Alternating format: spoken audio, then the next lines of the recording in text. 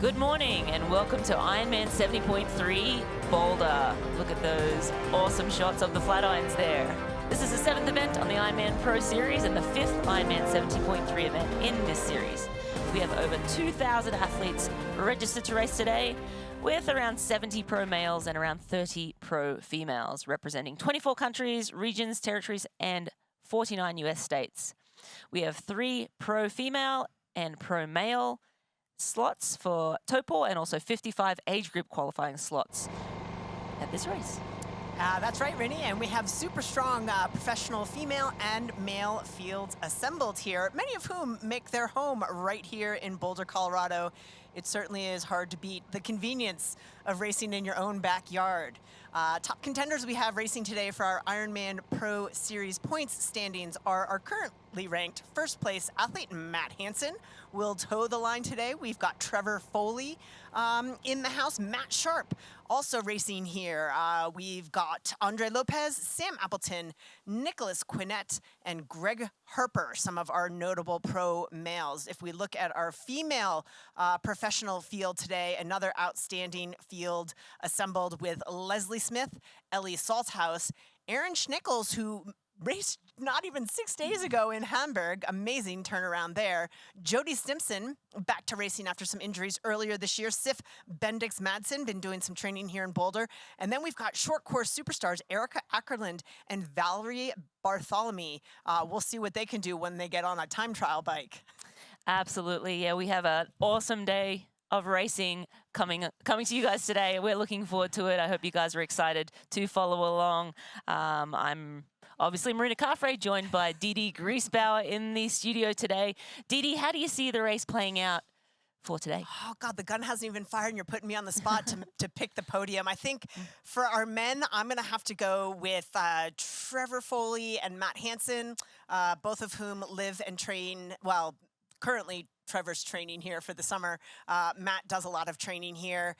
Matt Sharp always rises to the occasion here. And Nicholas Quinnett, he was so close in Chattanooga just a few weeks ago that I think he's going to have something to prove. He got so close to taking the win there. In our women's race, I think it's going to be hard to look past the likes of Ellie Salthouse and Leslie Smith, both of whom have been spending time. Well, Leslie lives here. Ellie's been training here. And then Jody Stimson, I think she's returning to health after some injuries early this year, so I think she'll be tough for the podium. For the women, some of my dark horses, Sif Bendix Madsen, and then our 2 short course superstars as we take a look at our current standings in the IRONMAN Pro Series. First place, Matt Hansen. Mathematically, Ren, he's untouchable today. Patrick Lange in second, Jackson Laundrie in third, Paul Schuster in fourth, Chris Leiferman in fifth. Justin Riel, our big mover of the week, he's up 15 slots. Thomas Rodriguez Hernandez was scheduled to race here today, could have made a move up. He has withdrawn from the race. We've got Andre Lopez in the field, so he could move up from his current 8th place ranking. Sam Long and Colin Zurch, who is racing here today as well. Yeah, and as we look over at the women's pro standings, we currently have Fenella Langridge in first place, Jackie Heron in second, Daniela Lewis in third there, Maya Sage Nelson in fourth, Emma Pelham-Brown sitting in fifth, Kylie Simpson sixth, Alice Alberts sitting in seventh, Julie Imelo sitting in eighth, Elizabeth Curadori sitting in ninth, and Kat Matthews rounding out that top 10. None of those top 10 athletes will be racing here in Boulder today. Or did I miss that up? No, none of them today, but so. We could have some point accumulations that thrust some of these women into the top 10, so we will certainly look for that at the end of the race today. Absolutely. As we look at some of the shots here of the Boulder Reservoir, where our athletes will be getting underway in just a little bit. Looks like a little texture there. Could be a bit windy. We had a good windstorm blow through yesterday afternoon. We did. Hopefully that doesn't happen today, or hopefully it does. I don't know. We always like an exciting race. Absolutely. I heard the expo got a little bit taken away, but we are going to run away to a break. We'll be right back. Don't go away. We have Chip. He's the CU Buff mascot. We have Chip down. He's holding the under 27 minute. It's great to see the CU mascot out there pumping the athletes up. Yeah, Chip's gonna want to get out of that suit before the sun, Yes. starts to cook him in there. But it's great to see him building some enthusiasm. So thanks, Chip, for getting our age group athletes fired up as they line up for their rolling start. They will start 5 minutes after our professional one. I wonder if Chip's gonna swim. I think he might drown with that, with that suit on. So I hope Chip does not jump in the water. We're around 1 minute and 5 out from the race start here. As we talk about some of our color-coded caps again, we've got Matt Hansen in orange, Trevor Foley in violet. We've got Matt Sharp in orange, Andre Lopez wearing pink, Colin Zurch is in silver, Sam Appleton is in yellow, Nicholas Quinnett wearing green. So if you see some of those special caps, some of our notable pro male athletes there, we're going to want to keep an eye on. But a field of almost 70 strong here to get underway here in the Boulder Reservoir. Yes, very, very big fields here assembled for, you see the tall athlete in the middle, that is Matt Sharp. He typically leads the swim out, but I think he'll be joined by Nicholas Quinnett, who is in a green cap, but we'll be able to call them out as they start. Interesting to me, Matt Sharp comes from that draft legal racing background, an Olympian for Canada in the last Olympic cycle. He is right front and center. He doesn't mind a physical start, so he actually embraces it, thinks it's a strength of his, used to that sort of physicality in the start of some of those draft legal races, so this is right up his alley. And we are away, the Ironman 70.3 Boulder. The pro males have just dived into the Boulder Reservoir, and it's fast and furious for those first few hundred feet. But as we get rolling here, we already see one athlete. I think that's Nicholas Quinnett. Unless it's a silver cap. It's hard to see from this angle, but as we get a better angle when the athletes start to single out, we'll be able to call out which athletes are. That may be bib number 31, Greg Harper. Don't know for sure, but he is one of the standout swimmers in this field. We would expect him to have a good swim. I see the green cap of Nicholas Quinnett. He's sort of at the just the right side of that arrow formation that's starting. We'll look for him to sort of move up as the athletes shake out that very physical start to the race. But again, just a review of some of our color-coded caps there. I see the purple cap of Trevor Foley. That's a great start for Trevor Foley if he can hang on in that pack.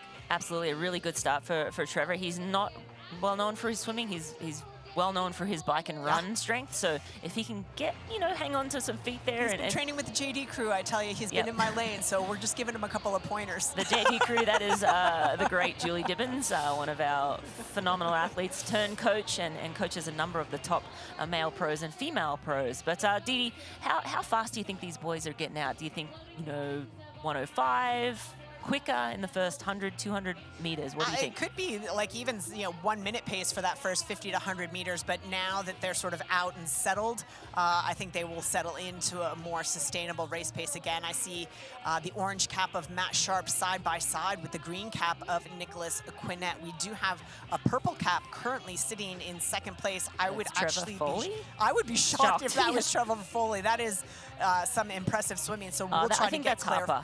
Oh, okay, that might be Harper. Okay, yep. I was going to say, kudos to him if it is, but I believe not. And then the silver cap, again, we are speculating that could be Greg Harper. And Mark Dubrick was a question mark. We had him in our top 10 call-ups, did not see him called up. So I don't know if Mark Dubrick has started, but wouldn't surprise me if Mark Dubrick is racing. That could be him as well. Yeah, absolutely. Mark Dubrick, a class swimmer, and always leading or very close to the front. Dubrick is a withdrawal. Sorry, just getting confirmed. Dubrick is a late withdrawal. So okay, so no Dubrick, but again, still a lot of firepower in this front pack. And again, in the green cap, I believe that's Quinnett. We'll try and get a little closer. Greg Harper on paper here has a violet, but that silver might be violet if we got. Braxton Bokos as well, a very good swimmer, and we did not have a color-coded cap on Braxton. So Braxton Bokos, another athlete who was racing at the draft legal format and decided he needed to work on his run a little bit, has come up to 70.3 racing to get some run strength, and has been doing quite well with it. So time will tell whether he sticks with the 70.3 distance or can improve that run enough to consider going back to the draft legal, but he's certainly got the swim for a successful career in draft legal racing. Absolutely, yeah, and I think we'll see athletes like Matt Hansen, Trevor Foley, probably be a couple of minutes down out of the swim. More likely, Matt Hansen will be sort of second pack.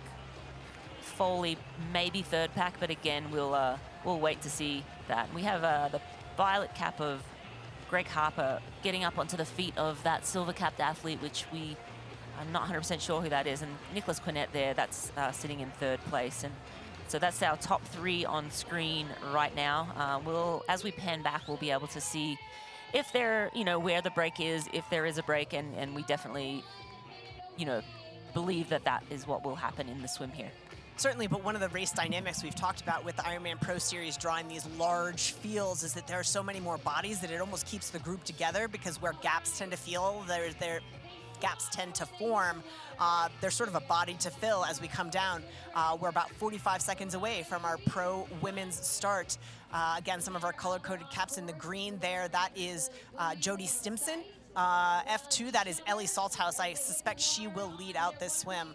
She's going to be tough to beat here today. She's been doing a lot of training here in Boulder the last weeks, getting used to the altitude, presumably targeting this particular race. Yeah, Salthouse and Stimson most likely will swim together in the swim here.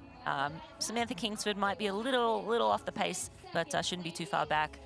We have Leslie Smith in the orange cap. We have Erin Schenkels in yellow. We have Erin Ackerland in yellow as well, and Sif Bendix-Madsen in violet. And they're off. Yeah, Sif Bendix-Madsen could certainly go with our lead swimmers here today. She's a very strong swim bike combo. She had a good race. She was featuring heavily at Mallorca, faded a little bit on the run at the 70.3 Mallorca, but we've got Ellie Salthouse, bottom of your screen in that orange cap, getting out to, I would say, the early lead, but 2 of our short course superstars, Erica Ackerland, you'll see in that yellow cap, and I believe the athlete she would be following is Val Bartholomew. Actually, I don't see that as a green cap, but I expect Val to feature prominently as well. Was making a bid to race in the Olympics, came up a little bit short and has very quickly moved up to 70.3 racing. So this is her first 70.3 effort. Yeah, I think we'll see a lot of the Olympic distance athletes jumping up to the 70.3 distance. And as we mentioned, just a great time to be a professional athlete. So much opportunity, prize money offerings, and great just opportunities all around for the pro athletes. So seeing a lot of short course athletes coming up distances, which tends to shake things up a little bit, not always a lot, and generally it's a bit of a learning curve going from a draft legal, yep.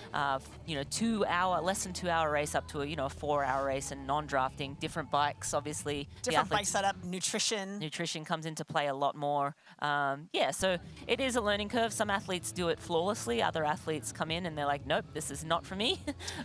Interesting to me to see the women start. Our men sort of took formation and lined up in a draft format very, very quickly. Our women sort of swimming. We've got our lead swimmer here. I believe that's a silver cap. We're going to try to get eyes on who that might be. But then behind there, we've got, I believe that's Jody Stimson, of the purple cap of Sif Bendix-Madsen in the middle. The yellow cap, that is Erica Ackerland at top of screen. And then the orange cap of Ellie Salthouse, trying to hold on to that group of 3 behind. She's got to put in a little bit of a surge there, but Ellie fighting to hold on to that pack.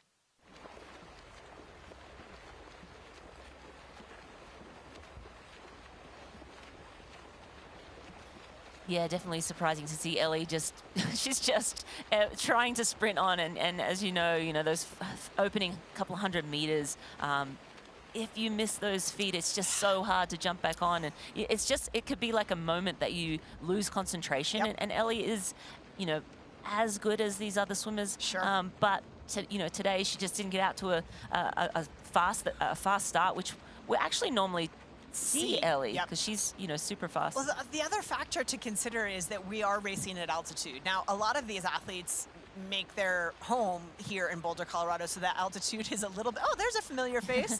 The altitude is a little bit more familiar to them, but you have to be careful with that get out speed at altitude in particular. But Who are we looking at there on screen, Rin? Yeah, there's a familiar face to me anyway. My husband, Timothy O'Donnell, he is racing in the relay. It said a professional relay, but I think they're just... Team Dad Bod. Dad Bod, or Rad Bods, not Dad Bods. They're trying to have Rad Bods and not Dad Bods anyway. But some races within the race, I saw Alex Gerber, who's Yep. a good friend, certainly, of Tim, and a great age group athlete. So, yeah, he's lots of good battle stories going to go on in the relay event today. No doubt, yeah. Alex training also with the JD crew, a great swim squad here in Boulder, and has been consistently swimming, whereas Timothy has not been consistently swimming. So I think Tim's hoping to sit on Alex's feet, although Alex has a sprint background, so I don't know that tactic's going to work out too well for him. Yeah, we'll see how those relays pan out. Certainly, Tim O'Donnell, Tyler Butterfield, and Patrick McEwen going to be the run leg there. So a bunch of 3 former pros taking on the Boulder 70.3 as a team of 1 today. So that'll be super fun to see as we look at our men. We have a small pack off the front. That's Braxton Bocos, I believe, in the lead, and then in second place, we decided in that purple cap. We decided that was Greg Harper, and then the green cap of Nicholas Quinnett. So for once, Nicholas actually enjoying a bit of a ride here on the Roca swim course. Yeah, but he's not really, because right now he's sort of swimming out to the side. So I think he's coming out and testing the waters, and athletes will do this. So swimming on the feet is obviously around 30% faster. Swimming on someone's hip is even better, but it tends to slow down that person in front of you. So typically you'll see athletes being like single file. That's sort of the fastest way to swim. But sometimes athletes will sort of, they'll be sitting on the feet. This feels too easy. Let me see what it feels like out in the, taking the full brunt of the not headwind, the swim, and then they can decide, okay, is this pace too easy? Should I tuck back in, or should I try and go around? And I think that's what Nicholas Quinnett was doing back there. I believe this is the pro women. This is the pro women. So we've got Jody Stimson there in the green cap. And I believe that's Erica Ackerland and Sif Bendix Madsen in the purple cap. That silver cap, we're trying to get a bib number on that athlete.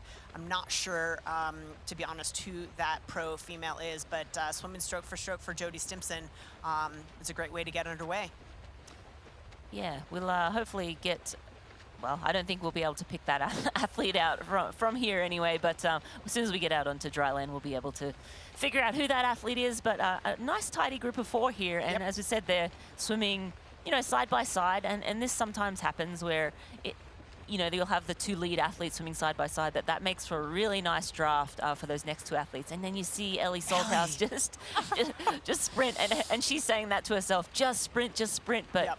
it's just that much harder to get on those feet when you've lost, a body length, 2 body lengths. She will look to try and sprint around the turn buoys. That's sort of a place where sometimes athletes get a little bit tied up, and when there's a 4... Yeah, the 2x2 format there might crunch them up a little bit at the first turn buoy, which could be an opportunity for Ellie Salthouse. But right now, up in the booth, Rinny and I are both sort of wincing on behalf of Ellie Salthouse, she's right there, but just can't get on the feet. Yeah, so she's basically, in essence, doing as much work as the athlete on front, and as we said, around 30%. Easier to sit on someone's feet if you can sit right, right on their wake there. So we are back with the pro men. There's a lead 3, and that's probably 5, 6, 7 body lengths now between that lead 3 and the next 2 athletes. So the men's race splitting up now, which is what we sort of expected. Some very good swimmers here, and then some very good bike runners who, aren't as well known for their swims. So definitely our notables spread out amongst this whole pro male field. Yeah, those 2 chasers, I believe that at the front of that pack of 2 is Sam Appleton in the yellow cap, and then if my aging eyes are calling that out, that's Matt Sharp on his feet. So probably a little disappointing for these 2. Exactly, that's who it is. That's Sam Appleton and Matt Sharp, our chase pack of 2. Probably a little disappointing for those 2 that they didn't get on the feet of that lead group. Yeah, very uncharacteristic for both of those men. I did hear that Sam was not feeling super great after, Ironman Australia, a big effort there, and that first Ironman win for him. So coming off that high, and then, this is a home race for him, so why not jump in? So maybe not quite ready to race, but again, you never know here in altitude. You sort of throw your hat in the ring, because he can just, get out of his bed and roll down to the reservoir and have a good hard training day, I was if gonna say, nothing else. worst case, you're getting a fitness boost, and it's a good, hard training day with free snacks. free snacks for all athletes, and that's what really we do triathlon for. It's for the snacks. It's for the snacks. 100%. But our athletes well underway. Our age groupers will be getting into the reservoir momentarily, starting their rolling start with the relay team of Team Dad Bod. We'll see how they fare today, but we're going to take a quick break and we're going to come back to you, so don't go away. Interesting. It looks like Nicholas Quinnett getting strung out a little bit here. That elastic getting stretched to the feet in front of him. That just tells you that the level of pace that these athletes are on here this morning. Nicholas Quinnett, we're used to seeing lead races by quite a margin, and the fact that he's getting strung out is notable. It's probably about 60, 70 meters to the chase group of Sam Appleton and Matt Sharp, so thanks for that camera angle. Gives us a sense of what the chasers are up against. Absolutely, yeah, and 60 to 70 meters equates to maybe 50 seconds, 45 seconds-ish. So, you know, a sizable gap when you talk about, you know, coming into transition. It'll be important for those two men to have very fast transitions to try to bridge up as quickly as possible. But again, this is a draft illegal event, so athletes will be riding around 12 meters. It still does help to have a nice pack around you of motivated cyclists. Yep. It sort of just helps to be with that front group, and I'm sure they'll be working very hard through transition to bridge that gap. We got a quick eye there. I believe that was Leslie Smith, who was catching the draft off of another athlete. We would have been surprised to see her amongst the lead females. She certainly will feature later in the race, known to be a strong cyclist and a really, really good runner, but trying to mitigate the damage here in the swim as our pro men are already reaching the shore. Yes, that's a really fast time, 22-ish and change. This might be a swim course record time. I believe times in the 22s are common, or more like 23 minutes here in Boulder. And I mean, this is a fast swim. Yeah, this is a very fast swim performance. We would expect a fast swim with the wetsuits. The addition of wetsuits certainly makes all athletes faster, but looks like we had light winds this morning. So, that was Chase McQueen. We were wrong, not Braxton Bocos at all. I knew I was going to be wrong. Every time. Darn it. I was so confident too. But it is Nicholas Quinnett out of the water, just 4 seconds behind him. So those are our top 2 athletes out of the water, and we might be missing a chip on number 3, but as that is not updated yet. But here is our fastest swim split presented by our friends at Wahoo Element Rival, 22:32. So that's a very, very fast That's the swim. fastest swim in course best. back in 2014. James Sear swam at 23:06, and of course, courses changed a pass little for the bit, best. but yeah, I didn't think I'd seen quicker than 23 minutes ever here. So 3 men getting out to a very fast start here in the Boulder Reservoir. Nicholas Quinnett, Greg Harper, and Chase McQueen, that has populated. It was Greg Harper out second, Nicholas Quinnett out third. So Chase McQueen leading our men's swim. Sam Appleton now out with Matt Sharp. They are 40 seconds in arrears to our lead group of 3.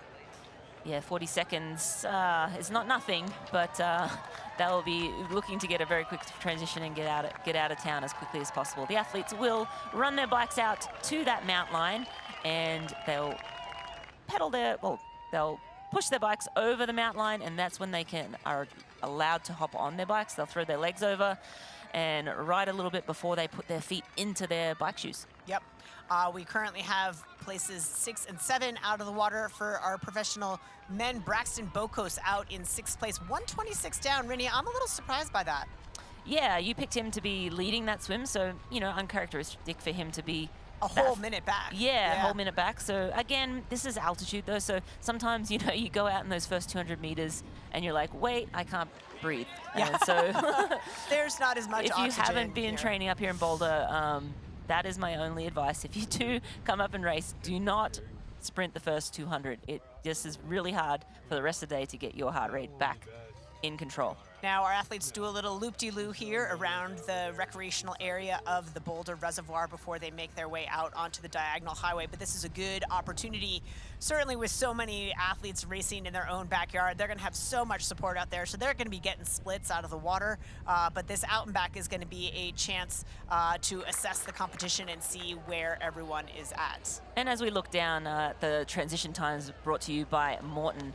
We have Nicholas Quinnett at 1:38, Greg Harper 1:41, and Chase McQueen at 1:43. And again, they might change around. These are the top 3 fastest, initially, but we still have pro males coming out, so those times might jump around. We might get someone come through a little quicker, but around 1:40 is the time to get out of the swim and get onto the bike pretty quick. Yep, and so now some more of our chasers there. I think I spotted Marty Andre, Sam Osborne, and Matt Hansen with a very good swim. 2:14 back for that group. So we've got Justin Metzler at 1:28 back, Matthew Gunter at 1:29 back, and then a little bit of a break to Marty Andre, Matt Hansen, and Sam Osborne, as we said, at 2:15 back.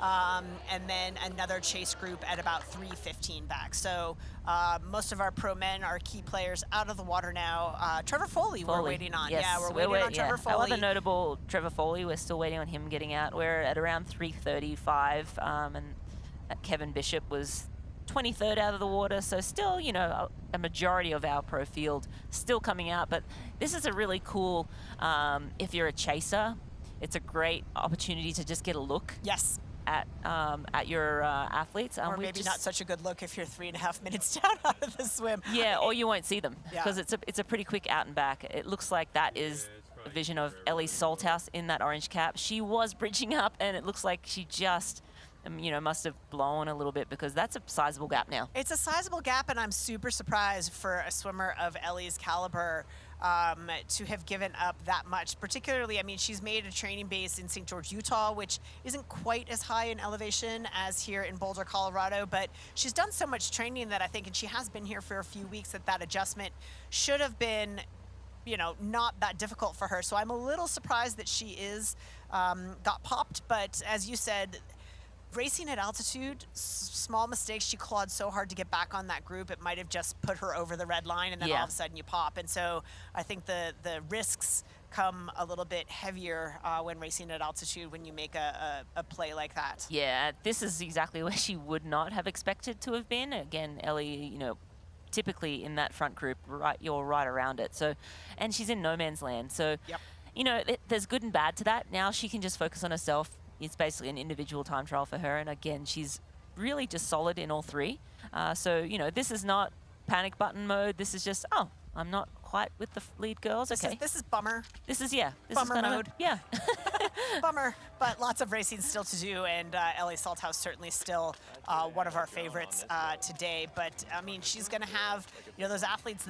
The big disadvantage is that she is 1 versus 4. So even riding legally at the draft legal distance, which the athletes will know courtesy of Race Ranger, which we'll talk about much later when athletes get onto the full gas bike course. But she's 1 versus 4, so she's going to have a little bit of a battle. She'll want to have a super aggressive transition here. If she can put together a great transition, she can claw back, maybe 10 of those seconds, and then she's right there. And the good news is that, again, the opening kilometers of this full gas bike course are a little bit technical with some twists and turns around the recreation area of the Boulder Reservoir. So there's opportunity there. Again, in a group of 4, navigating some of those, 180-degree turns might be a little bit harder than Ellie on her own. So Ellie could, by the time they hit the diagonal highway, be right back into that pack.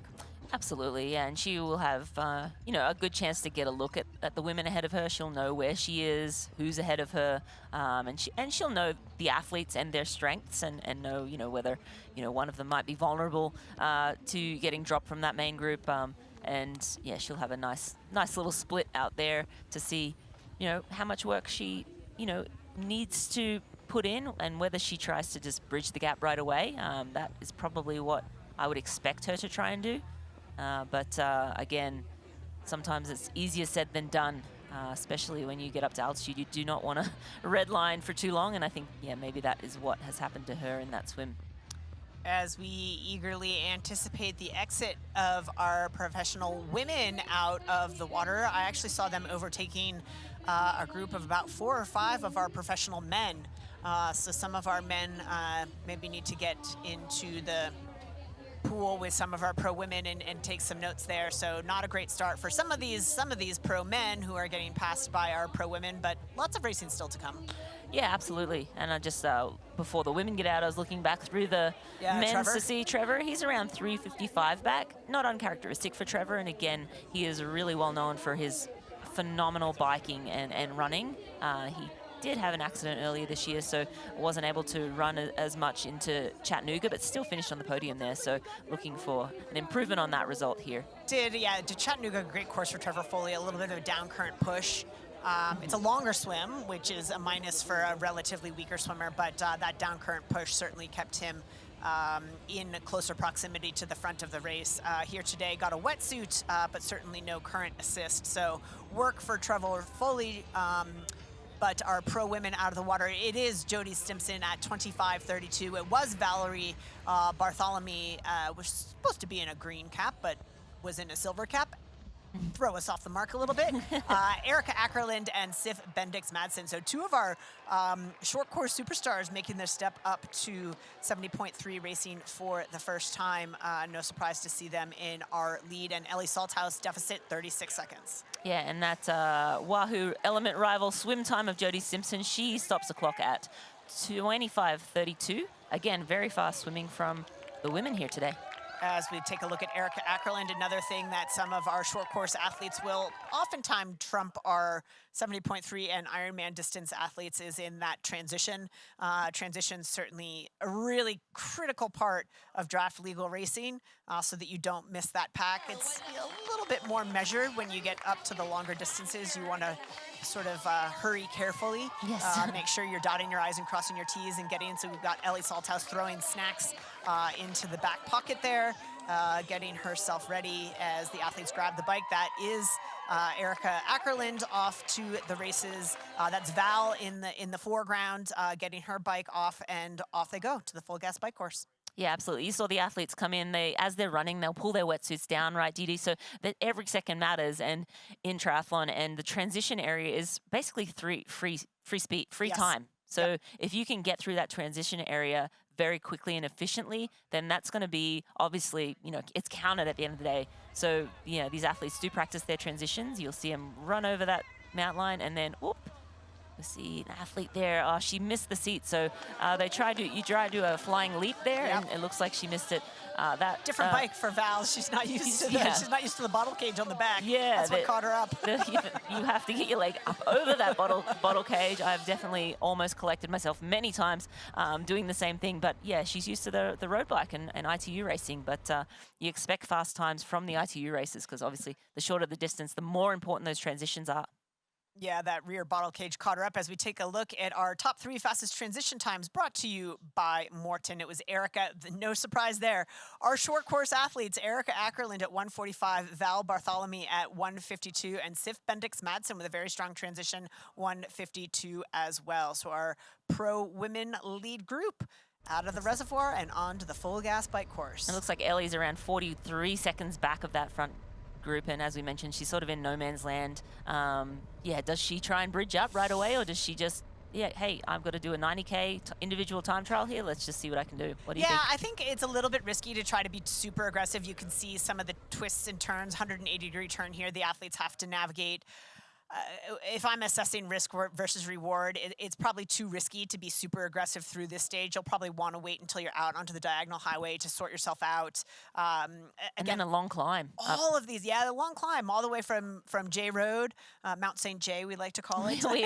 we know it well. We know it well. Wave to the back of my house. Yeah. And then up the 36 all the way to Broadway before the athletes really get any kind of reprieve. So really the first 5 miles of this full gas bike course is not significant climb, but it's a grinder. Like, it's just a constant 2 to 3% uphill grind all the way to the intersection at Broadway. So it could be an opportunity for some to be aggressive, but again, similar to the swim, you want to be a little bit careful in how you expend your energy, because once you cross that red line at altitude, it's harder to come back. As we take a look here at Leslie Smith, bib number 1. Bib number 1. One of our favorites for today. She's going to have some work to do out of the swim, but no surprise, right? She's 240 back and she is with Samantha Kingsford, so she's not alone, which is good. Yeah, absolutely. And Samantha Kingsford, a solid little swimmer there. So Yep. Leslie Smith, had a decent swim. But again, Leslie known for her bike and run. We are back with the pro men now. Number 9 there, that's Nicholas Quinnett. He's sitting in second in the blue kit. In the lead there, I'll try to get a look in a moment who that one is. But we think It might be Quinnett. I think that was his kit. He had a white kit on, so we'll get confirmation on that. that's 14. Bib number 14 for the men. So Is Jason Paul? Is that correct? No. no. No, it mustn't be 14. I think Quinnett was in the blue kit. Quinnett was bib number 9. Could be Chase McQueen. Chase McQueen. Okay, that makes sense. Yeah. There we go. There's Quinnett. He's Somebody there we know. Good. Yes. We know he's in the blue kit. Chase McQueen in the white kit there. We believe just slipped into second place. But again, these men are just grinding up the 36 now. So this section of road, it looks like they're still rolling pretty quick here. But it is, 1 or 2% grinder up there all the way to the top of the 36. And they'll sort of turn right and you'll have the mountains on the west. So they're heading west right now. Anytime you're heading west in Boulder, you're going uphill. Whether or not it looks like it or not. Yes. It can be frustrating because it's what we call a false flat, where it may seem like it's flat, but it's definitely not. But here on the 36, you're going uphill. This is, I wouldn't say a climb, but it's a pretty significant hill up to your neck of the woods. Up to my neck of the woods. So we go past Dee Dee's place, then past my neck of the woods, and then you turn and out you go north towards Lions here in Boulder. But we are with race leader right now, Nicholas Quinnett, and this is exactly what he did in Chattanooga not too long ago. So hopefully we see him upright all the way to the end of the race today. I'd love to see him have a great result. South African Nicholas Quinnett leading Boulder 70.3. We'll be right back. And we are back to the action here at Ironman 70.3 Boulder. This is the 7th race in our Ironman Pro Series, and we are riding along right now with Leslie Smith. She wears bib number 1 for the women, looking to gain a World Championship qualifying slot. I believe she is one of our athletes who is yet to qualify. Some of her notable results: she was 2nd place at Ironman Oregon 70.3, 2nd place at Boulder 70.3 a year ago. We have a blue card, we're told, being given right now to Chase McQueen, our men's leader. So that's a drafting. That's a drafting call, no doubt. And right now, Nicholas Quinnett is just sort of saying, "Hey, I'm just back here chilling. Don't look at me. You keep talking to him. I'll just be right here." Yes. But that's definitely a bummer for Chase McQueen. Yeah. So Chase McQueen will have to stop at the next penalty 10, which I believe is back in transition. Yes. Because it is a 2-lap bike course, but he will have to make that 5-minute stop, and that is too much time, really. He was out to such a great start, but unfortunately drifted into that, that non-drafting 12-meter zone. And sometimes it could have been that. There's a number of things that blue cards are given out for: drafting, not passing in the allotted 25 seconds, or not dropping back. Intentional littering as well. Intentional littering as well. We're back with, I think this is Trevor Foley. Yeah, and it looks like he might have daylight between him. So, and as we said, he got out of the water behind the group with Matt Hansen. So he cycled up. When we saw Hansen and Foley in the same group a moment ago, Foley had caught up to that group. Look at him. Hi, Mom. So cool. I love his little purple setup. But he's been training here in Boulder, very familiar with these roads as well. He's made his home here in Boulder for the summer. He trains in Tucson, Arizona. He looks like he's all by himself right now. Yeah, like daylight between him and the next. And I guessed that because the moto was sitting right behind him, and obviously they wouldn't slot in behind him if there were athletes anywhere within sight. So he is making quick work of this bike course, and he did the same. He bridged up to Nicholas Quinnett in Chattanooga, and again, different swim. I don't think they had wetsuits that day, and it was with the current. And so, different courses, but again, this man is just so strong on the bike, and just rolling through phenomenal cyclists. Like, it's not my jaw is open because he was with a group of guys, Matt Hansen and Sam Osborne, and has gone through Justin Metzler, and nobody had an answer for him. Yeah, and so he's got Greg Harper, Matt Sharp, and Sam Appleton sort of all, well, Harper and Sharp are riding together, but Appleton's still by himself. So he's got, you know, his athletes he's going to pick off now. And again, this is just how he races. He does not typically swim super well, but then he just crushes that bike and picks them off one by one. And, you know, by T2, he's normally pretty close to striking distance. And then making a sweeping right-hand turn down St. Vrain. He's going to enjoy a fairly steep downhill for quite a while, and then it is sort of a gentle downhill all the way to 75th Street. So this is a very, very fast section of the course. Very fast. I think this might be Hygiene Road that they Hygiene turn Road, yes. right on. Yeah, so Hygiene. But again, all of these roads, anytime you point your bike east, then you're going faster. Yeah. And even if it looks like it's flat, these guys, you know, they're all spinning out. They're all in their biggest gear. They're all in the, you know, the 10, the 55, 10 or whatever gearing that they've got.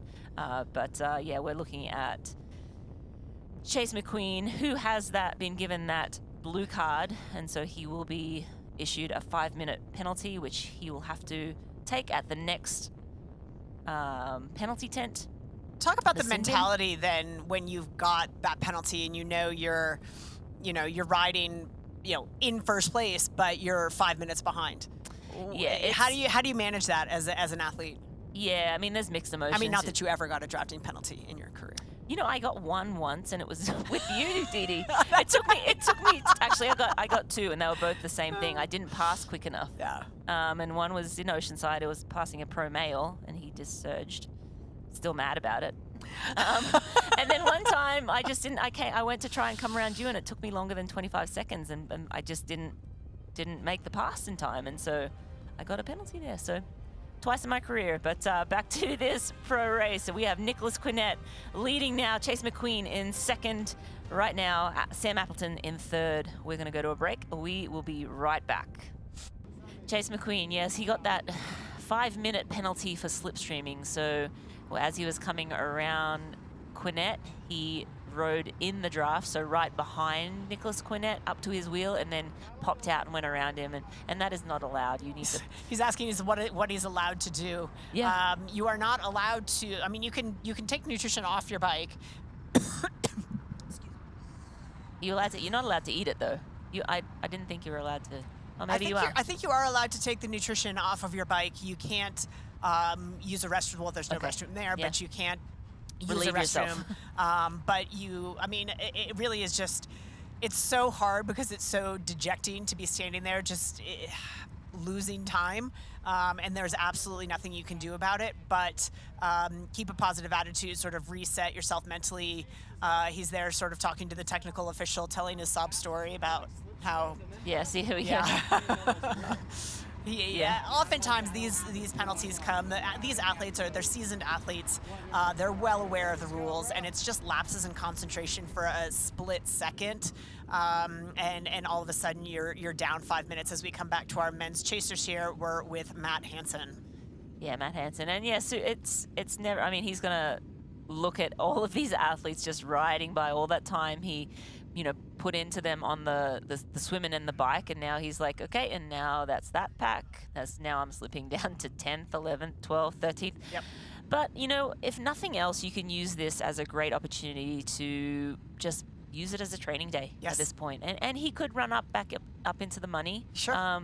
For sure. So, not all is not lost, Yes. but certainly 5 minutes in a race like this is, see you later podium.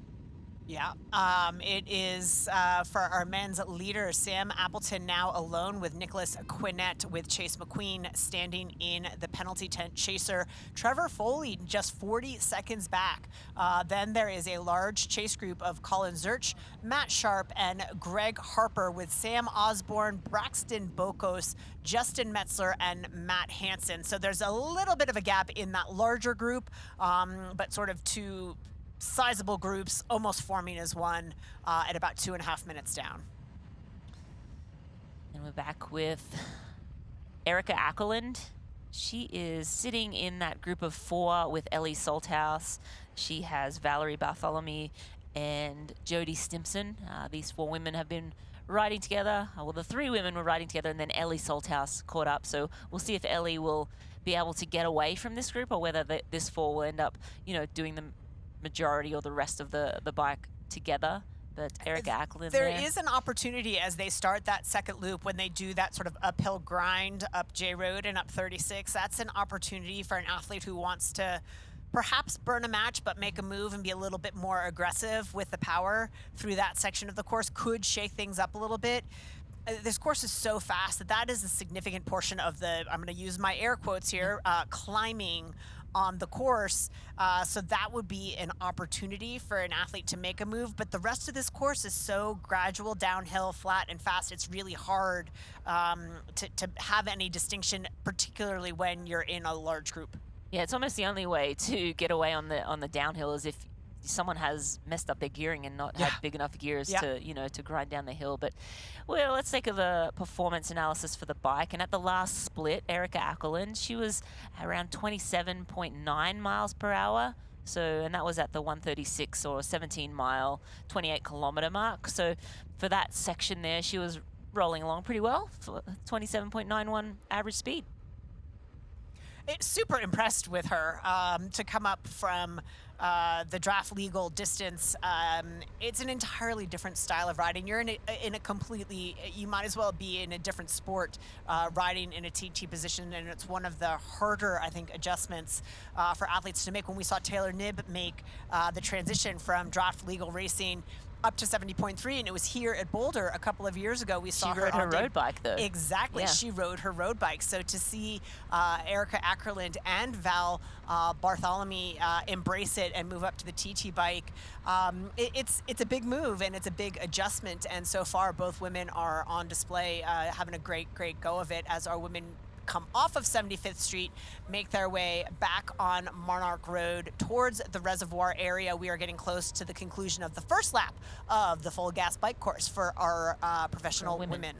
And the men now are on the second lap. They're on that grinder back up the 36.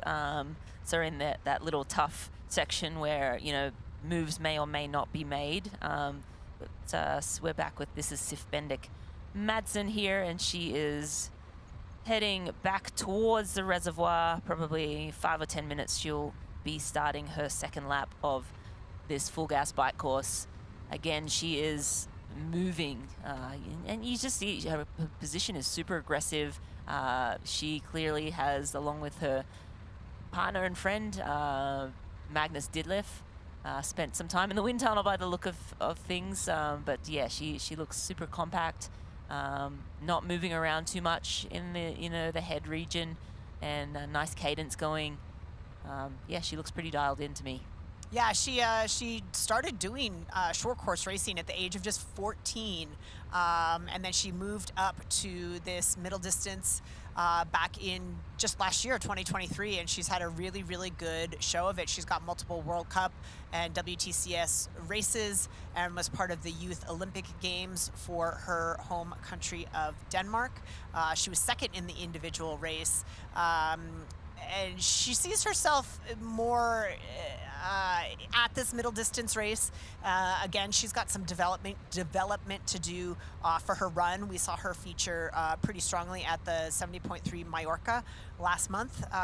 She never got to the front of the race, but certainly was at the lead of it and just faded a little bit on the run. So that's an area where she has put a lot of focus, but certainly putting her stamp on this course with a super solid swim, and so far an outstanding bike for the woman from Denmark. We're going to take a quick break. Don't go away. We'll be right back. Welcome back to the coverage of Ironman 70.3 Boulder. We are with race leader here, Sif Bendik Madsen, and she is probably over 5 minutes now ahead of Erica Ackland, Ellie Salthouse, Jody Stimson, and Valerie Bartholomew. Now, our number crunchers, which we could not live without, have done some high-level mathematics and have determined that Sif Bendik Madsen would need about 7 minutes to be, you never know. To be safe. To be safe. Yeah. You absolutely never know. But You're making a lot of assumptions, right? Like, is she improved her run? Probably. Yep. Is Ellie Salthouse in, 80-minute run form? Probably more like 82 on this course. Possibly. Is it a day that Sif Bendik Madsen's going to have a run PR at altitude, also on a course that probably isn't the fastest run course? Probably not. I mean, there's a lot of factors to consider, but mathematically, looking at past results and trying to project future potential. She's certainly opened the door for herself, and with this much of a commanding lead, she certainly is going to have one heck of a go at it.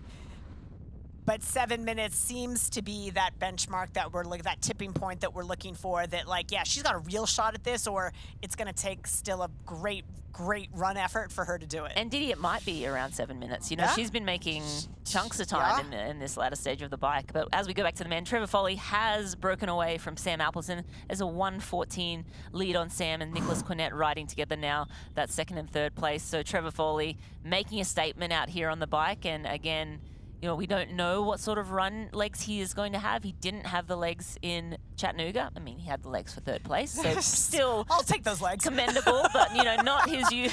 I'll take his off day legs. Yes, totally. But yeah, I mean, he is he back at, you know, 110, 111, 112 pace? Maybe, maybe not. But I think he's definitely building up a good case right now for the victory. Oh, yeah, 100%. But my eyes are still on Matt Hansen 4:15. because, again, like we saw Matt Hansen do the jaw-dropping unbelievable in how he chased down the front of the race at Chattanooga. I think it seemed like a big ask, and maybe there were a few in the know. His coach, Julie Dibbins, Matt himself thought, yeah, I can do this. But even heading out of transition, Matt probably thought, okay, this is going to take something special, and boy, did he deliver on the day. And now he's at home, right? So he's at home. He's got his coach out there, no doubt. His wife Ashley is out there with baby Olivia, and so he's going to have a lot of motivation. Can he do it again? And again, what gap is too much? He's at 4:14 now, which is a lot, but is it too much? I'll never say again it's too much, because I've beat my foot for that before. Yeah, I mean, I felt like, you know, the Chattanooga, the 3:30, yeah. That, and with the caliber of runners ahead of him, it seemed like it might have been too much, but it wasn't. I mean, he then laid down a 109. Like, you know, what can't this man do? And we love to see it. We love to see Matt just, you know, burning up the pavement and doing Hansen things. So, yeah, I mean, we're not going to write him off. Certainly a podium is an option for him. And either today. way, we know that at the end of the day, mathematically speaking, he will still sit atop the series rankings, which again doesn't mean much, but you like to cheer for the guy, and he will certainly looking for more points. So to knock off that Ironman 70.3 Oceanside score, so he'll be looking to improve his points. So even if he doesn't quite get the win, he'll want to get as close as he can to Trevor Foley to maximize that point total, because again, assuming the winner is Trevor Foley, and Matt will receive points, or athletes following Trevor will receive points that decline at a rate of 1 point per second behind. So certainly Matt will want to close down the gap, but regardless, he will remain atop the series today as we see our athletes coming back onto the diagonal highway, and a lot of coaches there. That little uphill swell, that's a great place to stand and give a split when the athletes are moving a little bit slower. That's sort of the last opportunity where they're not moving at warp speed before they get into transition, to hand out last bits of information, splits, advice, and cheers as they head along the diagonal highway. Trevor Foley will make the right-hand turn. We see the penalty tent there indicating we're getting close to the end of the lap here. He'll make the right-hand turn back into the reservoir area and dismount into T2. So right now he's taking on his, you know, last nutrition, maybe a little bit more hydration. Again, he'll hop out. Here we go. He's taking that right hand to the finish. He'll take a right here on the paved road into the reservoir. So we are looking at a course best bike split from Sam Long in 2023 of 1:53.11. Will he do it? I don't believe he will. No, I don't. Maybe. I think he's already at 1:50.04. Oh, okay, 1:50.04. So yes, very close. I mean, he still has to get to transition and off his bike, so it's pretty close. I mean, he's moving. Close. I mean, and Sam Long has been lighting up the fields on the bike. Like, he is legit the strongest cyclist in our sport, and Trevor Foley is not too far behind. So, yeah, I mean, very cool if he can take down that record, you know, of Sam Long, who was on fire last year and just lit it up. But he still has to get up this little hill and get down, but Still has a minute and change. Yep, as he untakes the shoes. That's good English, Deeds. Way to go. As he takes the feet out of the shoes, puts them on top, getting ready to dismount there. A way to save a little bit of time. You leave those shoes clipped in. You run better barefoot than you do in bike shoes with cleats, so not something you want to try on race day for the first time, Nope. but certainly practice that at home. Save you a couple of seconds through transition as Trevor makes the final sweeping turns here. Bated breath, will he knock down course best from Sam Long, or will it be close but no cigar, as here he dismounts and gets across that timing mat? What will the bike split be? Either way, he is in a commanding lead of this race. Oh, goodness. 151.09. That is ridiculous. 151.09 from Trevor Foley. And again, Sam Long's 153.11 was course record. And again, a different course. We do have to mention that this was a different course than it was last year. It's been repaved. It was different. They went up Mona. No, they did, yeah. Last year, so a little bit of a harder course. So you can't. It's not apples to apples, No. but still. But we still like to talk about it. It's still- something to aim for, and the fastest that has been across Boulder 70.3, even though it's a different course. Yes. So, still racing at altitude, still have to get up and down east-west, but I think Sam would have had to do the east-west cross twice. So, certainly on par with Sam and Trevor and Sam have raced head-to-head many times and had very similar bike splits. So you're looking at one of the strongest cyclists in our sport. Now, interesting, he took those calf sleeves down. Talk about what those calf sleeves are. That's a bike tool, not a run tool.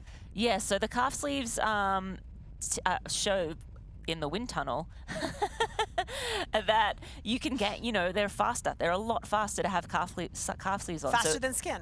Faster than skin. So apparently shaving down is 10 watts. So just shaving your arms and legs is about 10 watts, depending on your, who you are. But How hairy you are. yes.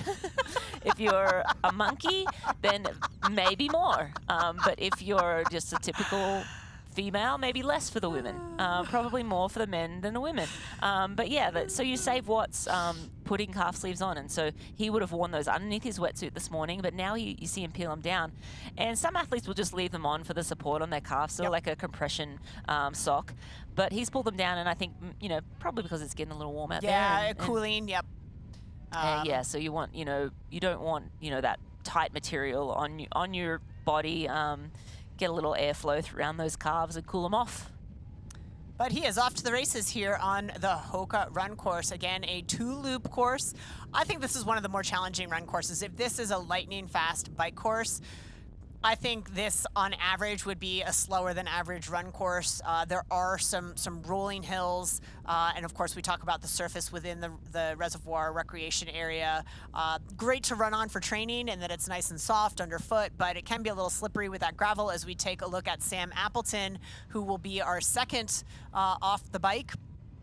Into transition, being waved in there, and Sam Appleton second off the bike, his time unofficially 1:56.41. He is 2 minutes 34 seconds down and a handful of seconds in front of Nicholas Quinnett, who turned in a 1:57.48 bike split and is 2:42 down, but it is Trevor Foley who is out and gone onto the dam. And what do you think? How do you like how Trevor Foley looks at the start of this run, DB?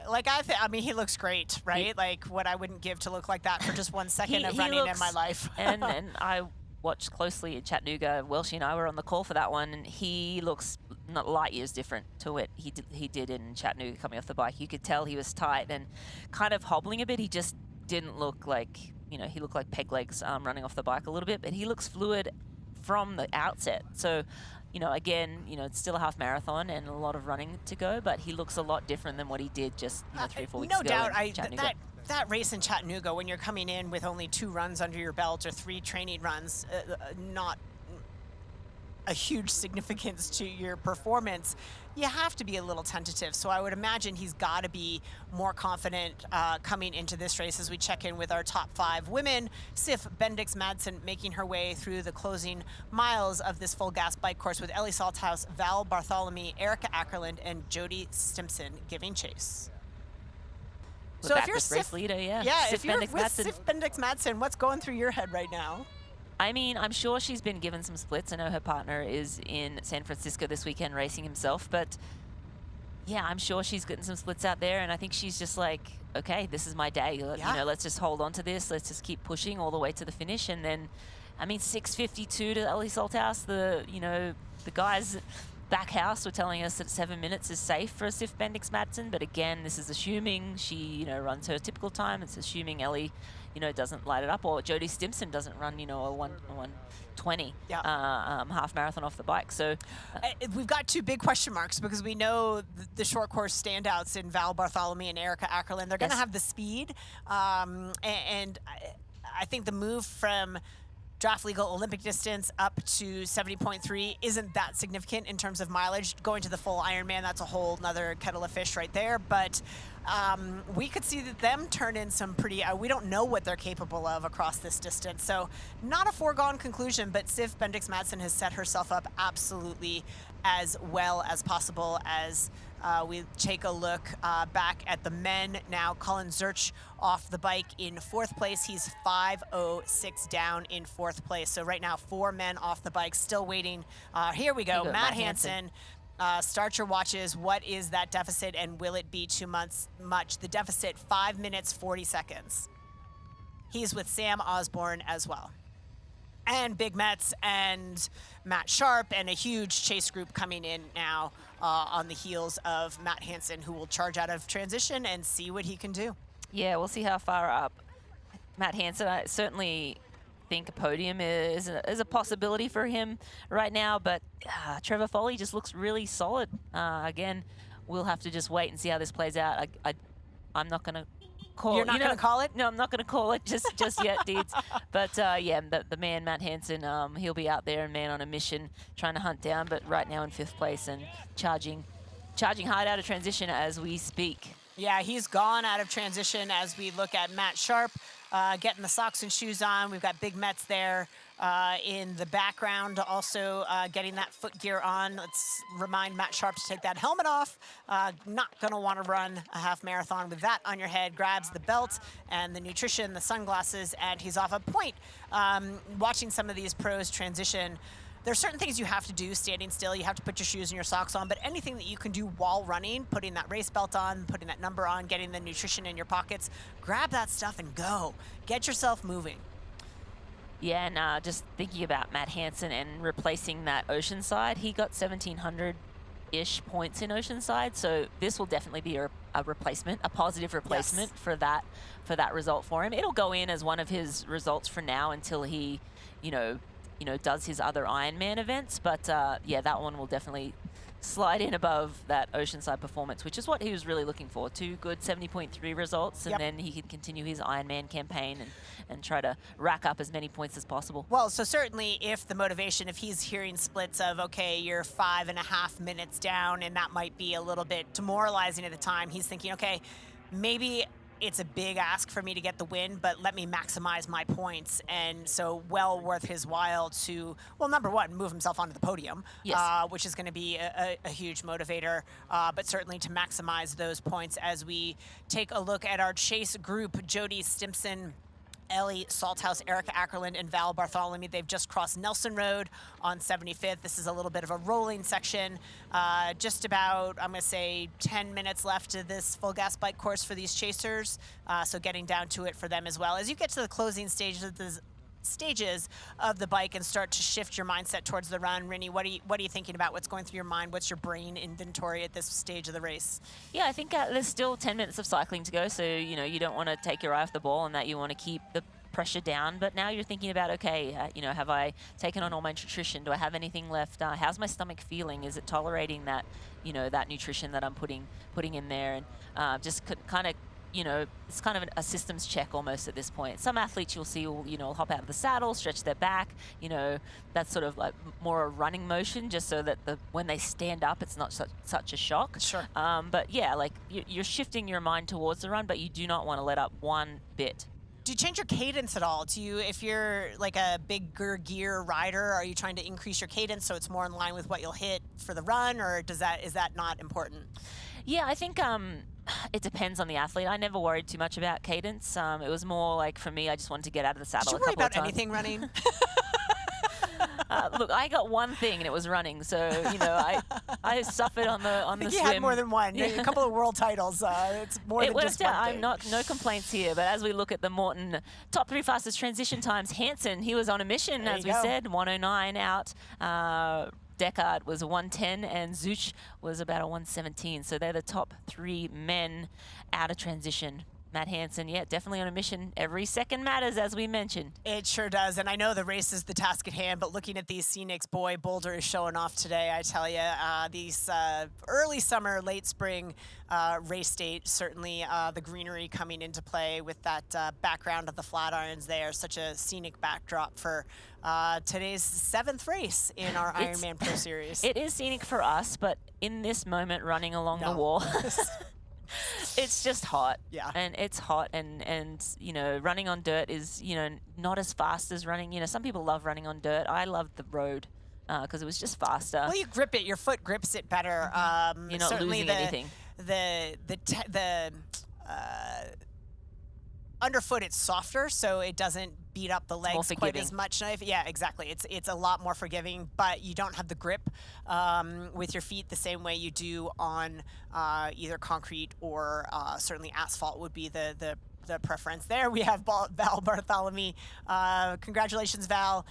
Just about made it through your first 70.3 bike on She's this still smiling. weird bike in this weird position, and Yeah. out of the saddle a little bit, maybe stretching out that back. Maybe she heard you saying some of those tips that you're going to want to take in the closing stages of this bike as she gets ready to run. But she is following Ellie Salthouse, so she's got a good leader to follow. Certainly, Ellie Salthouse is a veteran of this distance, one of the most experienced and accomplished athletes across the 70.3 distance. When you look at the number of podiums and wins for Ellie Salthouse for the half distance, she's got to rank up there as one of the more successful athletes in history for this distance. She races frequently and has amassed just an incredible series of results for the Ironman 70.3. So Val, in good company there.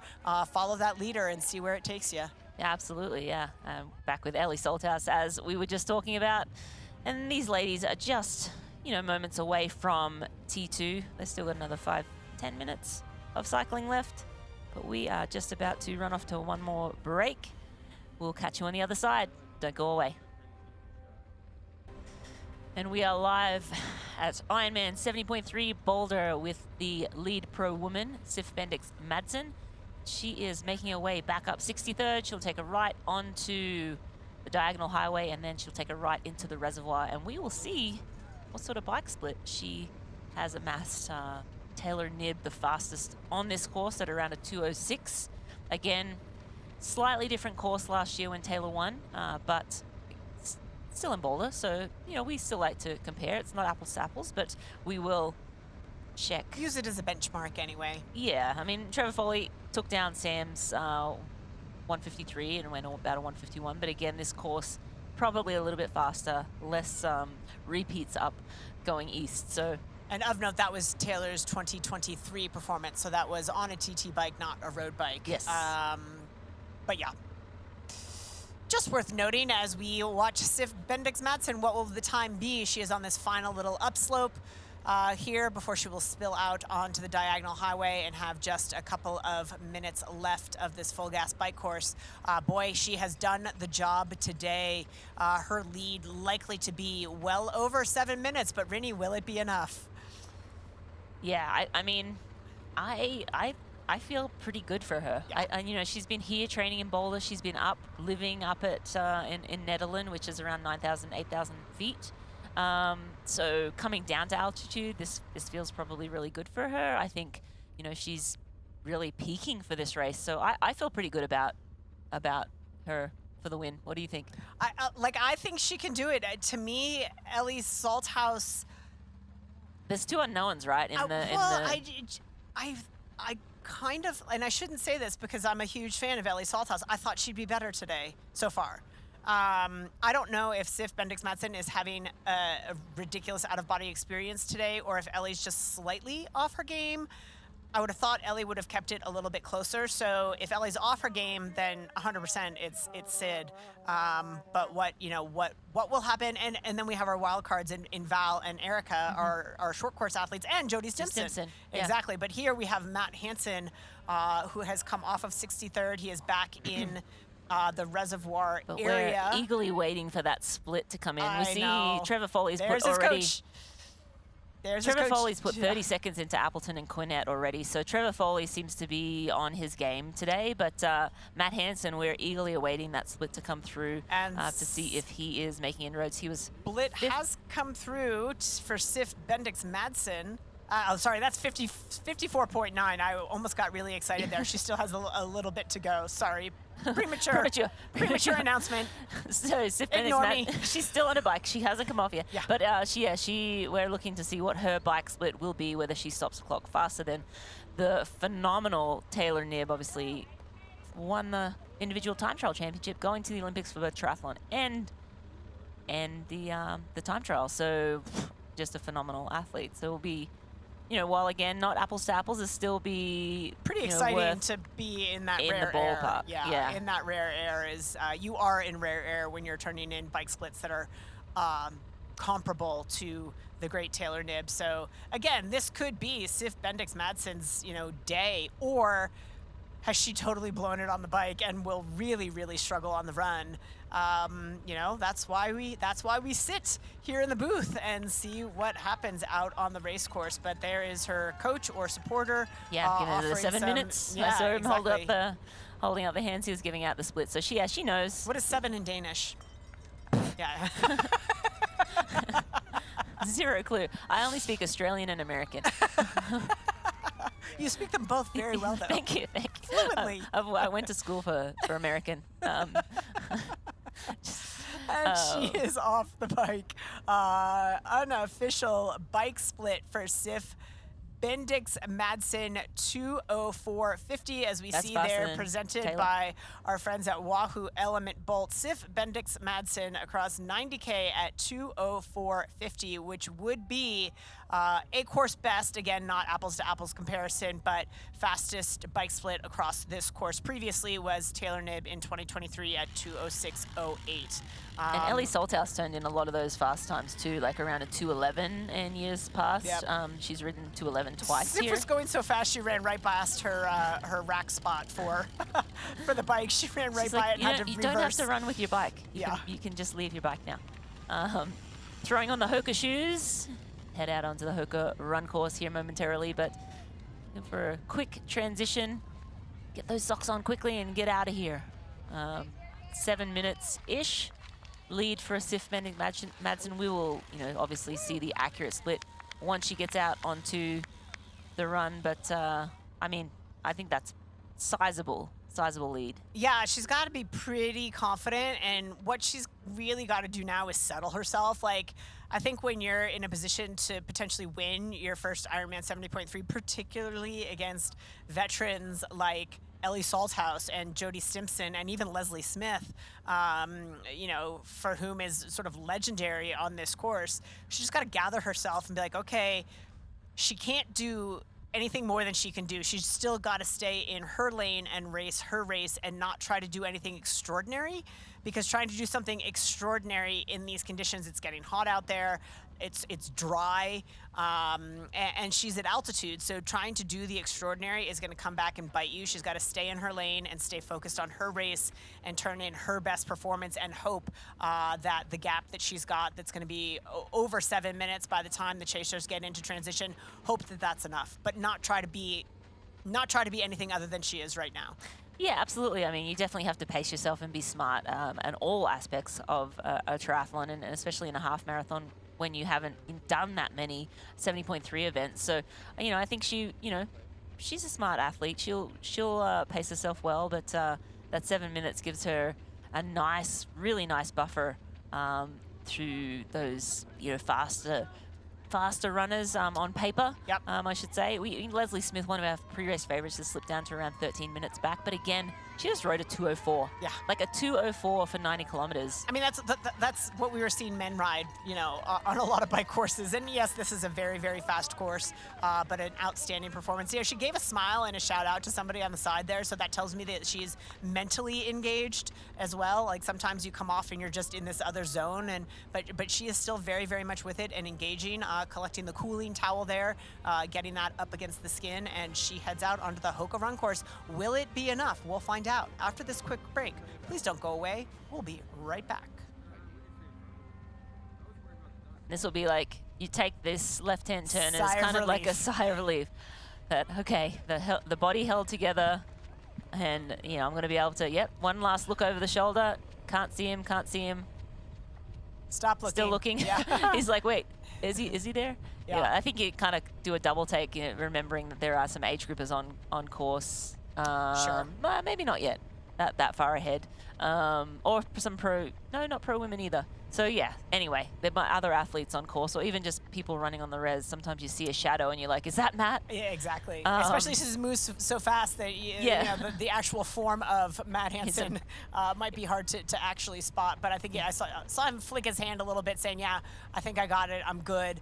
We have seen many an epic battle along this very stretch of road, but it is not going to be today. It is all Trevor Foley keeping it together. Doesn't look like he's going to cramp anymore. He is on a runway in towards the finish line. Matt Hansen chasing hard, earning points as he goes, but it's going to be Trevor Foley. Yeah, and we look down even further. It looks like Cornette is lost a minute to Sam Appleton. So Sam Appleton separated himself. Looks like he is securing that third place position as well. Sam Appleton from Australia, lives here in Boulder, and he'll be really happy with that performance, I think, after Ironman Australia just 5 weeks ago. Yeah, that's a huge double for Sam Appleton. Great and emotional performance, win for him at Ironman Australia. It was sort of to be determined as to whether or not he was going to race here, but said, hey, what the heck, and he's going to throw a great score up on the board. You know, I think Ironman Australia was his first race of the year. He had an injury as a result of a crash at Ironman WA at the end of last year, and so he had kind of a frustrating start in terms of not really able to rev his training to the degree he wanted to at the start of the year, but certainly got it together with that unbelievable performance at Ironman Australia, and then to back it up with some great points on the board here at Ironman 70.3 Boulder. I don't know if he's necessarily in pursuit of the Pro Series to the same level of commitment that a Matt Hansen has, but certainly throwing some points up on the board will be big for Sam Appleton. And we have the leader here. He'll make a left-hand turn into the finish chute. Is Trevor Foley. And we have Trevor Foley coming down that finish chute. He gives himself a little clap, and as he should, Trevor Foley, he will stop the clock at 3:25:06. That's a super fast time. Trevor Foley, your Ironman 70.3 champion. The backdrop of the flat Yeah, you know, iron not here in surprisingly, Boulder, had a little bit of Colorado. work to Looks do good out of on the you, swim, but buddy. got right to work on that full gas bike course, and man, did he Gonna get a nice demolish little that drink of course water. unofficially. The run split, courtesy of our friends at Wahoo Element Rival, 1:12:56 for Trevor Foley from the United States. And we come back to Matt Hansen, who's on that final uphill grind. He'll make that a left-hand turn into the reservoir as well. I think at the end of the day, the gap might be about 3 minutes.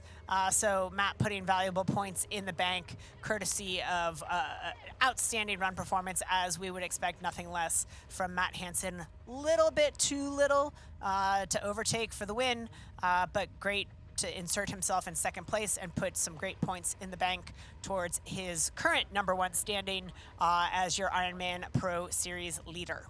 And if you look up by the men's race clock, you'll see the points just ticking backwards now from 2,500. That will tick backwards to wherever Matt crosses the finish line. That's how many points he will amass for today's effort. So every second he will race all the way to the line. Who knows if it's, you know, mere points separating at the end of the year. And I think every athlete knows that you just, at this point, race to the line, and then you won't have any regrets at the end of the year. Absolutely. So you got to imagine these athletes have that clock in their heads as he's running towards that finish line. 1 point for every second back. So every second matters, trying to get to that finish line to post the maximum points possible to our men's champion today, Trevor Foley. And he's going to make this right-hand sweep here, and then a nice left, and then he'll take that hard left into the finish chute, which is right by the Boulder Reservoir. Where we got underway early this morning. Exactly, right back where you started. You went a long way, but to end up in the same place. Exactly, almost exactly the same place. It's the name of the game for triathlon. But somehow your legs are much more sore, and you have a little bit of a sunburn, and you're not quite sure why. Yeah. The point of this was to finish second place or first place at Ironman 70.3 Boulder, so to amass some more points for the Ironman Pro Series and for bragging rights, and for his wife and daughter Olivia to come home, bring another medal home for little Olivia. She will have not much clue now, but she'll look back, I'm sure, when she's a lot older and appreciate how much of a rock star. Her baby onesie that says, "My dad's faster than your dad." Yeah, and that will be true for 99.9% of the except population. maybe Jameson. Well, he is faster than my husband, 100%. And this is Matt Hansen coming in, Ironman 70.3 second place finisher. We have Matt Hansen. He'll be stopping the clock right around 36:47, 3:36:47. Fantastic job from Matt Hansen today. So great to see him backing up great results. This really bodes well for the rest of the season for Matt. I'm excited to see him get back on a start line for an Ironman and see what he can do the rest of the year. Yeah, from a 5.5 minute deficit off the bike to bring that down to just over 3 minutes to an athlete like Trevor Foley, who is no slouch of a runner himself. So Matt definitely put it all out there on the run. It wasn't enough to take the win, but a lot to put some great points in the bank and stand in second place as we come back to our women's leader, Sif Bendix-Madsen, who is starting to show some of the fatigue on her face. This is obviously an uphill grinding section. She's about to exit the Coot Lake bit and pop out onto 63rd and turn up Monarch. So this is definitely a grinding section of the course. Not easy by any means, but Sif, the turnover has slowed down a little bit. The stride length isn't as long and powerful, but she's still well in control. She's 5 minutes at the last split ahead of Ellie Salthouse. That was back at the halfway mark at 10 kilometers through the run. So no doubt that is coming down. And Ellie Salthouse and chasers, I'll say Val Bartholomew, running equal pace at 6.5 minute miles. Sif Bendix-Madsen has slowed to just over 7. She's at about 7:06 pace. So it could be a battle depending on how well Sif can hold it together. Yeah, I mean, I think it could, and you can definitely see the signs of fatigue creeping in here. But she is a super young athlete. What's really exciting is she ran that first 7, 8, 9, 10K really well. She looks solid all the way through. So it's just a matter of strength endurance for her. Yes. And, you know, if you can bike as well as she just biked and then put together a solid run, then it's a bright future. We have Sam Appleton coming in third place here. Ironman 70.3 Boulder. He'll stop the clock at 3:38:58. Sam Appleton from Australia finishing in third here today. Sif gonna roll this last downhill, but there are a couple of short, sharp uphills left to come, and I think that's where Ellie's gonna find her. I think Ellie's gonna find her right when it turns from dirt to pavement as they make their way into the reservoir. I think she might catch her before that. That's only about 15 seconds now by my count. She's right there. Yeah. And Ellie, look at her stride. She's opening up that stride on the downhill, making sure she just lets it flow, lets it rip down the hill. Yeah, I think just heartbreaking for Sif Bendix-Madsen. But you know what? Cheer for Ellie, but you cry a little bit for Sif. But this is going to be a huge breakthrough race for Sif Bendix-Madsen, for her to literally have controlled this race since very early on the bike, and she literally did all she could. But she came up against Ellie Salthouse, who, when you've got that kind of experience not only across this distance, but across this course, and sort of in this town. Ellie is very, very familiar. Her former coach, Siri Lindley, used to live about a mile from where they're running right now, and Ellie has spent many, many a mile on these roads, and she is using that to her advantage right now. And here we come. Poor Sif, like she knows it's coming. I think she will have gotten that information, and just to come so close and come up just a little bit short. But again, what an outstanding performance. What a great race. Ellie in full sprint mode now. And she's going to want to maintain that, right? She's not going to want to give Sif a whiff. She's going to want to go by her and through her and crush all her hopes and dreams that she's going to come back on her. Here we have the pass. Ellie Salthouse, your new women's leader. Ellie Salthouse, yeah, I mean, night and day. You see, Sif, Ellie just has that extra gear. She's always had that extra gear, you know, in seeing her race. You know, she is strong and steady all day long, but if she needs to, she can always find an extra gear. And you saw that went into hunt mode, and all of a sudden she kicked it up a notch. And I wouldn't be surprised if she negative split this. Sif Bendick-Madsen definitely faded.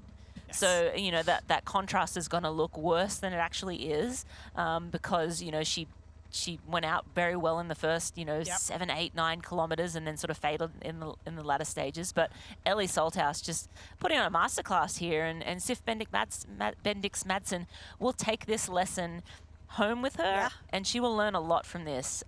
You know, she won't, you know, possibly make the same mistake of like burning all her cookies on the bike, or maybe she'll just go and work on a run and be like, okay, I've got like 75% of the way there. Exactly. Like, she did enough on the bike. Perhaps it was too much, too aggressive, but against a field like this with runners like Jody Stimson, like Val Bartholomew coming up from, you know, short course, you knew she was going to be strong. Erica Ackerland, Leslie Smith, she was going to need to use that card of her bike strength to put the biggest gap possible. But if she just backed off the gas a little bit, maybe she doesn't blow at 10K, maybe she blows it 15K, and then all of a sudden it's a whole different ball game. So the cracks in the armor came later than they did at Majorca, which is a great sign. But they came just a little too soon. If she can just push that off benchmark out a little bit further, and just keep doing that time and time and time again. But what poise from Ellie Salthouse. Again, Ellie was my sort of surprise that she wasn't further up, but it is the experience that trumps the youth and exuberance of the rookie Ellie Salthouse. What a performance here today. Yeah, phenomenal performance. And yeah, with question marks with her swim just a little bit off the mark. Yeah. You know, maybe she, you know, you start to question, is she just not having her day? Is she a little bit off today? Then on the bike, she didn't really make any decisive moves. But you know what? I think she still biked very strong. It was just that Sif just made it look like she wasn't biking. You know, Sif really put the hammer down. Sif was just cruising on out there on the bike course. And so that maybe made Ellie look like she was slouching on the bike or not biking to, you know, what we've seen her do before. And then, yeah, on the run here, we have Ellie just, you know, putting together her solid all-around performance, which she always does and has brought her so many titles already. I mean, she's already won Boulder once or twice. 400 times. Once or twice. But she's won so many 70.3 distance, and it's because she doesn't have a weakness. She's solid in the swim, you know, there or thereabouts on the bike, and then a very good closer on the run too. So, yeah, again, Ellie Salthouse putting together a masterclass, and the rookie, Sif Bendick-Madsen, the receiving end of that masterclass for today. Learning the lessons, but I think Sif has so much to be proud of today, and those great overhead shots from our drone flyer. Again, eyeballing it, it looks like Ellie Salthouse already had about 45 seconds as they turned into the reservoir recreation area. So Ellie Salthouse continuing to charge towards the finish line. Again, every second matters, and Ellie Salthouse may not be in pursuit of the overall win at the Ironman Pro Series, but with more 70.3 performances like this, she's going to put some points up on the board that's going to earn her a nice bonus at the end of the year as being part of that top 50. And could she sneak into the top 10 with outstanding performances across enough 70.3s and a great performance in Topa in December to be a factor into that top 10 as well? Yeah, absolutely. And we'll have to wait and see how those numbers shake out at the end of the year. I think we're all sort of kind of yeah, I don't know. I think it'd be hard for a 70.3 specialist to be top 10. factor in the top 10 overall, but nonetheless, down to 50th, you get paid. So definitely worth your while to get as many points as possible. And more importantly, take another 70.3 title. And, Sure. I mean, Ellie, you know, she may have Said won no a lot of races. I was going to say, said no athlete ever. Oh, I've won enough. Yeah.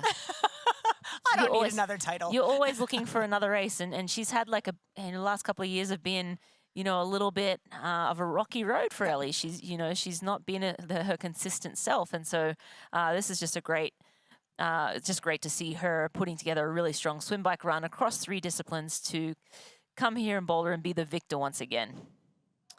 Yeah, great accomplishment for Ellie. Made the investment. They came over here from Australia. She took in, I believe she raced St. George, was her first race here in the U.S. Makes her training base right there in St. George when she is on her sort of North American tour, and came to Boulder, Colorado, actually, because the elevation is slightly higher. So she came to Boulder to prepare herself more specifically for this event, and boy, did it pay off. As Ellie Salthouse comes down the red carpet, she will be your champion of Ironman 70.3 Boulder, Ellie Salthouse. And an emotional finish there. You can see, yeah, she went to the well. Ellie, as she always does, she puts it all out there. She gives it everything she's got, and you saw her motion to the sky. I wonder who were in her thoughts in those last stages of the run. But yeah, awesome for Ellie to get that win, representing Australia, my home country. And a 1:23.32 Wahoo Element rival run split there from Ellie Salthouse. Sif Bendick-Madsen taking second place. A courageous performance from the young Dane. I mean, she had it until she didn't, right? You know, and that's often the way. But again, she will take a lot of lessons from what she did out there today, and she will move forward in her career. And I have no doubt we'll see more of this young talent in the years to come. So just 34 seconds in the end separated our champion, Ellie Salthouse, from Sif Bendick-Madsen. Sif turns in a 1:32.55, which is probably in line based on she had run 1:28, I believe, at Mallorca and here at altitude and on a slightly more challenging course in terms of topography and surface. Not surprising. She did all she could. Your heart breaks for her a little bit, but boy, did she have I'm going to say career best day so far for this young woman from Denmark. Yeah, so great to see. And now we're waiting for the 3rd place finisher today, Valerie Bartholomew. That is not Valerie Bartholomew. No, that is not. But absolutely not. No, she's probably another minute or so out. Here she is. She looks a little emotional. She looks a little emotional yeah. herself. You know, she had an emotional end to her draft legal career. I don't think it ended quite the way that she would have hoped and scripted. And she sort of took a chance and said, hey, I'm going to try this. I'm going to move up to the middle distance, non-drafting, and what dividends it's paid. What an outstanding debut performance for this athlete, Valerie Bartholomew. Great performance. Lives and trains here in Boulder, Colorado, and her emotion says it all. Yeah, I think they're happy tears. I think sometimes, you know, you put it all out there and you work so hard, the emotions get a little bit much as you cross the finish line, but really great to see this young woman come across to the 70.3 distance. We'll see what she has in the store in the future for us, but a great start for her 70.3 career, if that's what she is planning to do, in fact. Yeah, and qualifying slots going out, I believe, so far to Sif Bendick-Madsen and to Valerie Bartholomew as well. So new additions to your start list for the world. Sorry, I take it back. Sif Bendick-Madsen was TOPA qualified, so right now our only new qualifier across the line, Valerie Bartholomew. What a great performance. We'll see her hopefully in TOPA. Well, this race, Dee Dee had it all. We had wire to wire, well, not quite wire to wire, Trevor Foley taking the lead halfway through the bike and then just crushing that bike and run straight to the podium. Here we go. And in 3rd place, it was Valerie Bartholomew on her Ironman 70.3 debut. Sif Bendick-Madsen in 2nd place. She was leading so long out there on the bike, a 2:04 bike split, just incredible. And she just couldn't get the job done in the end. That's right, she was chased down by the Hunter. She is your women's champion. She's from Australia, but makes her home truly around the world. This is Ellie Salthouse, your 2024 Ironman 70.3 Boulder champion. Her time, 4:06:12. She had a rough swim, said she was really struggling on the bike, but boy, did she put it together on the run. She will stand atop your women's podium today. Congratulations to our women's podium. And are they going to enjoy the athletic brew deeds, or do you think they'll tip it? I think they're going to tip them on. I think they're going to tip them. Yeah, there you go. It's a hot day. It's warm out there. Yeah. Sif made sure she got Ellie back good and proper there. Yeah, awesome podium place getters here in Boulder. Congrats to the ladies.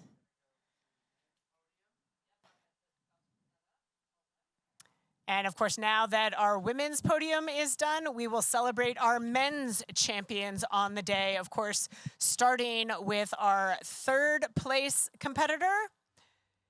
He hails from Australia. He was your Ironman Australia champion just 4 or 5 weeks ago. He makes his home here in Boulder, Colorado. Congratulations to men's third place, Sam Appleton. And your second place finisher here in Boulder, Mr. Matt Hansen, representing to the USA.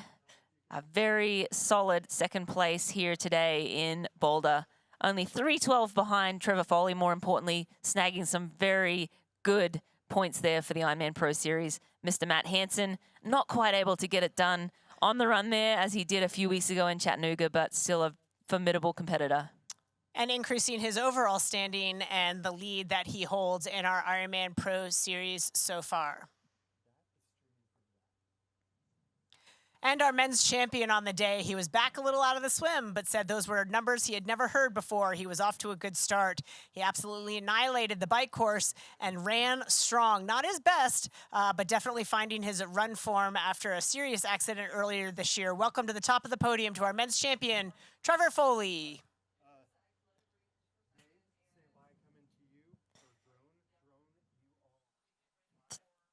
3:33:36. That is a very fast time there from Trevor Foley. Couldn't even just gotten there 3 seconds I know, faster. that would have been super cool. I don't think that would have ever happened before in Ironman racing. But Trevor Foley, the man, the victor today, taking maximum points, 2,500 points. Trevor Foley, Matt Hansen, snagging those 2,309 points. He'll replace that with his Oceanside performance. Sam Appleton there taking 2,179 points in third place. Cornette, 2,081 points. And Colin Zusch running out the top 5, taking home 2,022 points. And of course, the rest of our men's top 10 there: Matt Sharp, Sam Osborne, Justin Metzler, Marty Andre, and Greg Harper, rounding out your top 10 performers here at Ironman 70.3 Boulder. Awesome, awesome racing all around. And going over to our pro women's results, we had Ellie Salthouse taking maximum points, 2,500. Sif Bendik Madsen taking 2,465. Handy little prize pot there. Valerie Bartholomew, she's taking 2,370. Jodie Simpson, fourth place, taking home 2,281. And Erica Ackland taking home 1,975 points. And behind Erica was Leslie Smith and Alicia Hill in 7th. It was Batya Beard in 8th place and Arlette Gonzalez in 9th place. Still awaiting your 10th place finisher in the women's race, but here in studio. And thank you so much for joining us here today in Boulder 70.3. The Ironman Pro Series is heating up with many pros moving up the standings as more points are earned. We will start to see only top 5 results starting to count for some pros. Every second matters. For all things Ironman Pro Series, go to proseries.ironman.com. You can watch even more Ironman Pro Series coverage with exclusive on-demand race replays in the United States and Canada by signing up for Outside Plus today. For those not in the US and Canada, you can watch on-demand race replays by visiting proseries.ironman.com. The next Ironman Now broadcast of the Ironman Pro Series will be the Cairns Airport Ironman Asia Pacific Championship, Cairns on June 16th. Coverage begins at 7 Eastern In the US and Canada, coverage begins at 5 p.m. Eastern Daylight Standard Time. Watch the live broadcast for free. It will air exclusively on Outside TV in the United States and Canada. Globally, you watch on proseries.ironman.com, DAZN, and L'Equipe Live. For our entire team, alongside DD Griesbauer, I'm Marina Carfrey. Enjoy the moments and images from today's race.